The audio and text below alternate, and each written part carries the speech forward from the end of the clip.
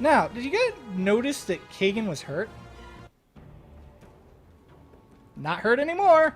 That's what that lovely 20 Constitution score gets us. He actually regenerates hit points. And this is a much, much more straightforward march.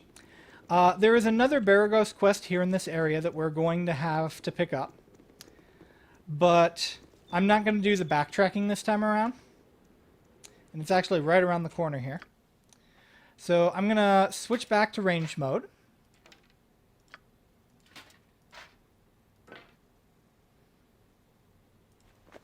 Real quick, I'm going to give the Warm Whispers to Imoen.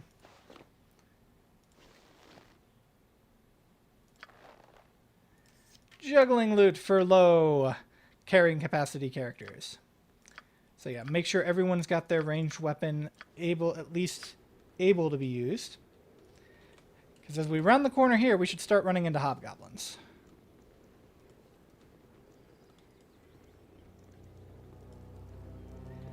There he is. Yes, O omnipresent authority figure. Ah, Jaheira, I love your sass. So, hobgoblins, doing a little bit of lore point. Hobgoblins are basically your second tier of goblinoids. You actually don't really run into goblins in this game. They decided to use gibberlings instead for your main low-level humanoid to fight. Even though gibberlings, I think, technically aren't humanoids. I believe I said last time, they are in fact an aberration. So now we can switch into our melee to deal with the hobgoblins that are getting closer to us. But goblins are described in the realms as being very, very chaotic and disorderly. They hang out in hovels and gangs, and they usually are very filthy. The hobgoblins, on the other hand, are described as being very orderly, almost militantly so. And much of their society is formed around a military dictatorship of sorts, where the best warriors take control, and everyone pretty much follows their orders. To the end where goblins tend to be chaotic evil, hobgoblins are usually represented as lawful evil. And that's going to make a bit more sense when you see just how organized the hobgoblins are. So when you see that, you know, the hobgoblins might be one of the leading forces behind the banditry that we're witnessing in the realms right now, that is not abnormal. They are not chaotic like goblins, and they organize quite well. Pick up some refill arrows. We're not going to carry helmets with it. Helmets are only worth like a gold. And I think you actually can sell them to the point where people just won't buy them anymore.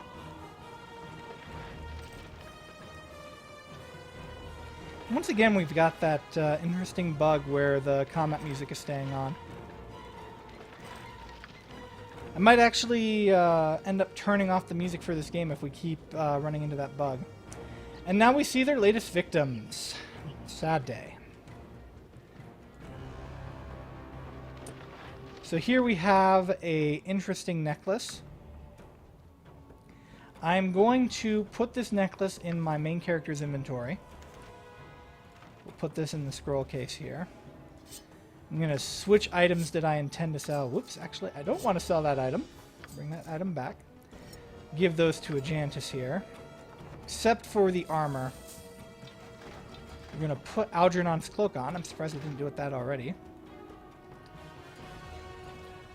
Actually, since I'm currently using Ajantis as my main party leader, he'll go ahead and take Algernon's cloak.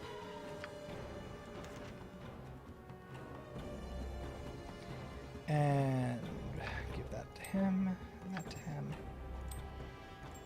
But basically, I am keeping this out of the bag to note that this is special. If we look at it, even though it looks like a normal necklace, it says Kolket Family Amulet. So this is a quest turn-in back in Baragos for Mr. Kokettle.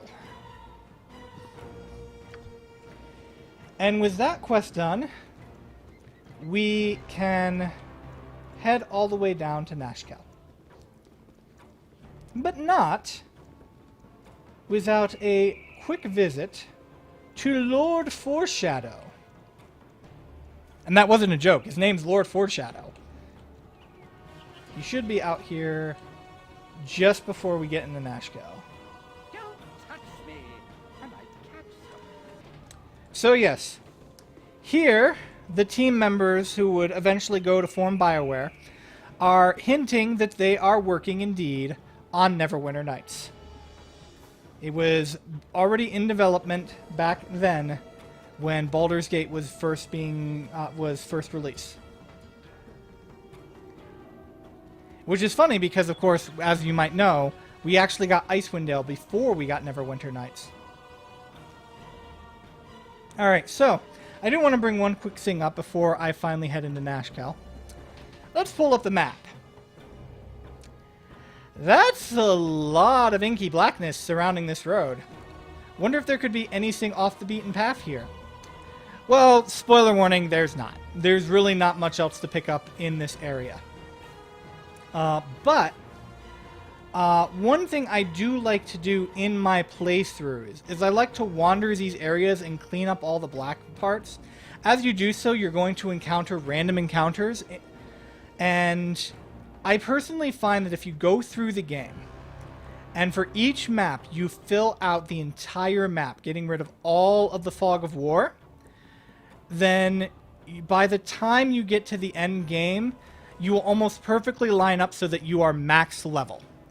So I am going to do that, but I am not going to do it on stream. But I do highly recommend that if you've got the patience for it, go ahead, wander these areas, and pick up all of the random encounters you can as you fill out the map. And that way you will usually be a decent chunk ahead of the curve. But I'm going to go back and fill these areas out before between streams, so that you guys don't have to worry about me wandering around too much. You get to actually see the encounters that matter and the strategies that matter.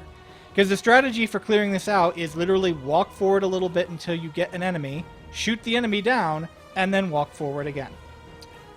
Well, we don't have a lot of time left, so let's really quickly head to Nashkel and finally finish filling out my party. So the first thing we're going to do is we're going to go down to Nashkel.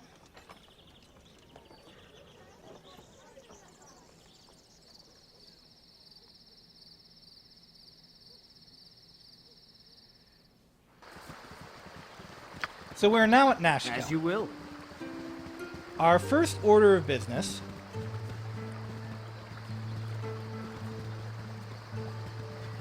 Stand away, citizen! I will show you justice. So now we have a new character.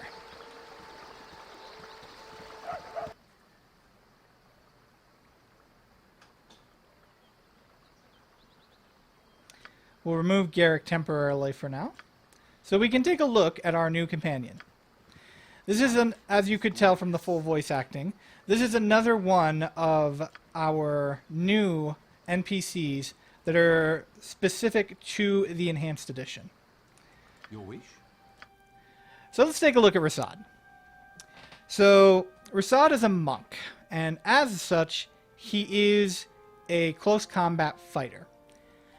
Also, as such, he also benefits from having additional wisdom. We look at his stats, though. He's got a strength of 16. Literally just enough to start getting bonuses, but not even close enough to actually getting full bonuses. He has a dexterity of 16.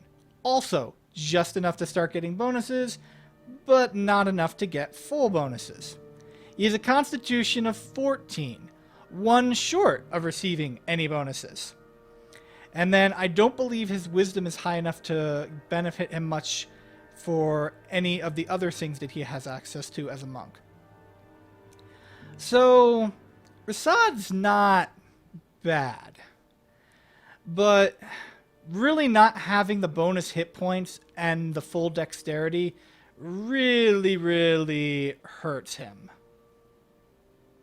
So we're going to go ahead and pick up Garrick. Unlike the other two characters, the other three characters, I should say, that we can pick up from the Enhanced Edition, Rasaad is not going to head up to the Friendly Arm Inn. He's actually, I believe, going to stick around here. As you will. Yes, sir.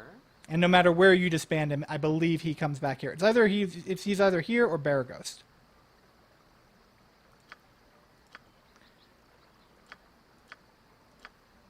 I am prepared. We must always As strive the full to be moon role wanes and models to disappears, the weak. so too does our association All right. come to an end. I pray that Yep, it will he one sticks day around once here. again, and we should travel the realms side by side. So here's our shop where we can spend some gear. For the glory of Am! All right, picking up that dialogue has now officially satisfied our quest for Jaheira and our left behind Khalid, and it has also satisfied the quest for Zer and Montaron. So we no longer have to worry about them leaving the party. They are in our party for good now, or at least until we decide to kick them out. Now, there is a amusing thing that we can do here at the grave sites. So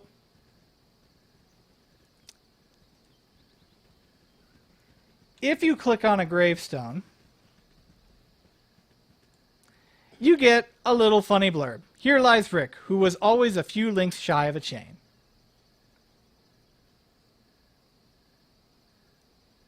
I think it's this one. Ioan o Galakobar, Meo Gloria Fides. Oh, maybe it's not that one. One of these. Ah, there it is. Beneath this stone, a lump of clay, lies Mark D. Young, who, on the 23rd of May... I missed the rest of it. And I can't click it again because, as I am warned by Derag, never do that again, or my wrath will be great indeed. What is his wrath? If I click again, I'm going to wait for him to leave.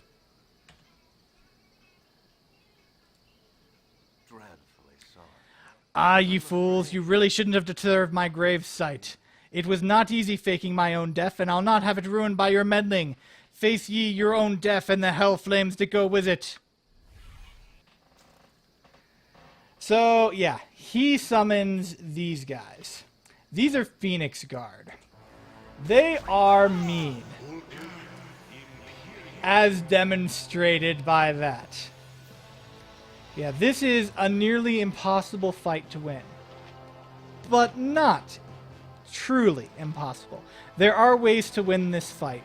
I'm not going to go into them in this playthrough.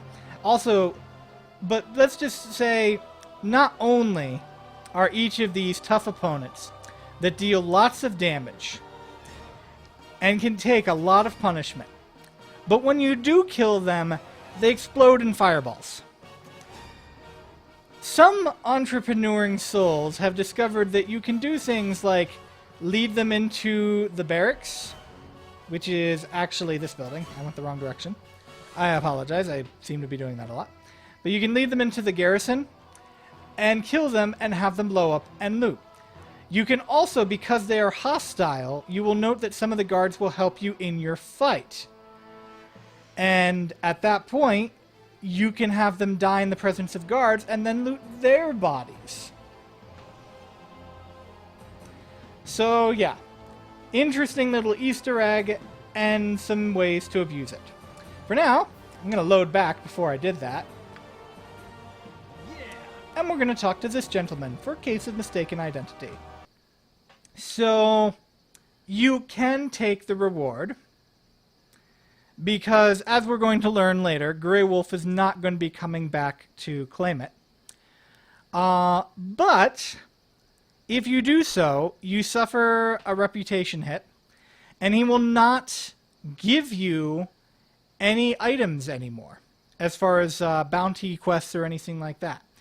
But if you do But if you don't, if you do correct him and say, "Oh, you must have made a mistake. I'm not this Grey Wolf. Keep your money. It is not mine to take." Then from this point on, he will have a couple of bounties that you can claim from him and turn in. This buffs up our reputation, which we needed since we took that reputation hit killing Algernon. Dealing with criminals, jades, And then we can ask him what bounties he has to unclaimed. So we've got the Captain of the Guard quest that we've heard about already. And then we've got this new one for Prism, who stole some emeralds. And that's one we're going to look into a little bit later. Good on you if you saved the day. So we have one more stop. Your actions cannot change your alignment. However, if you are a druid or a paladin, you can fall. If your reputation drops too much as a paladin, or if you kill too many peaceful animals as a druid, you will lose your class features. With Helm's blessing. So if we talk to him, we can find out more about Brig. Besides finding out, maybe we shouldn't kill Brig. We're going to pick up a stone to flesh scroll. For raisins. And before we continue further south, we're going to head back out of town.